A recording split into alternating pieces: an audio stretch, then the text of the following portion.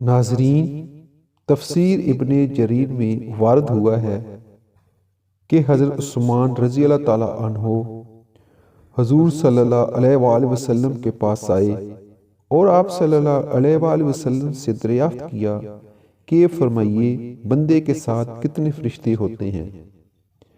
آپ صلی اللہ علیہ وآلہ وسلم نے فرمایا، ایک تو دائیں جانب نیکیوں کا لکھنے والا جو بائیں جانب والے پر امیر ہوتا ہے، جب تو کوئی نیکی کرتا ہے تو وہ ایک کی بجائے 10 لکھتا ہے، جب تو کوئی برائی کرے تو بائیں والا دائیں والے سے اس کے لکھنے کی اجازت طلب کرتا ہے۔ وہ کہتا ہے ذرا ٹھہر جاؤ، شاید توبہ استغفار کرے۔ 3 مرتبہ وہ اجازت مانگتا ہے، تب بھی اگر اس نے توبہ نہ کی تو یہ نیکی کا فرشتہ اس سے کہتا ہے اب لکھ لو۔ یہ تو بڑا برا ساتھی ہے، اسے اللہ کا لحاظ نہیں، یہ اس سے نہیں شرماتا۔ اللہ کا فرمان ہے کہ انسان جو بات زبان پر لاتا ہے اس پر نگہبان متعین اور مہیا ہے، اور 2 فرشتے تیرے آگے اور پیچھے ہیں۔ اللہ کا فرمان ہے ہر شخص کی حفاظت کے لیے کچھ فرشتے مقرر ہیں جن کی بدلی ہوتی رہتی ہے، کچھ اس کے آگے کچھ اس کے پیچھے۔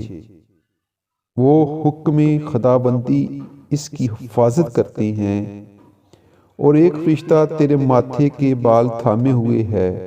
جب تو اللہ کے لیے تواضع اور فروتنی کرتا ہے وہ تجھے بلند درجہ کر دیتا ہے، جب تو سامنے سرکشی اور تکبر کرتا ہے وہ تجھے پست اور عاجز کر دیتا ہے۔ اور 2 فرشتے تیرے ہونٹوں پر ہیں، جو درود تو مجھ پر پڑھتا ہے اس کی حفاظت کرتے ہیں۔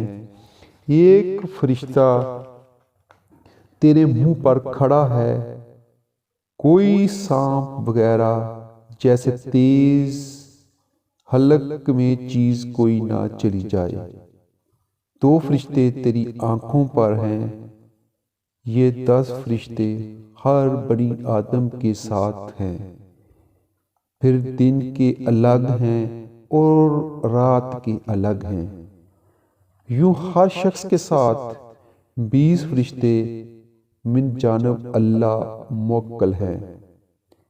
یہ واقعہ تفسیر ابن کثیر جلد نمبر 3 اور صفحہ نمبر 32 سے لیا گیا ہے۔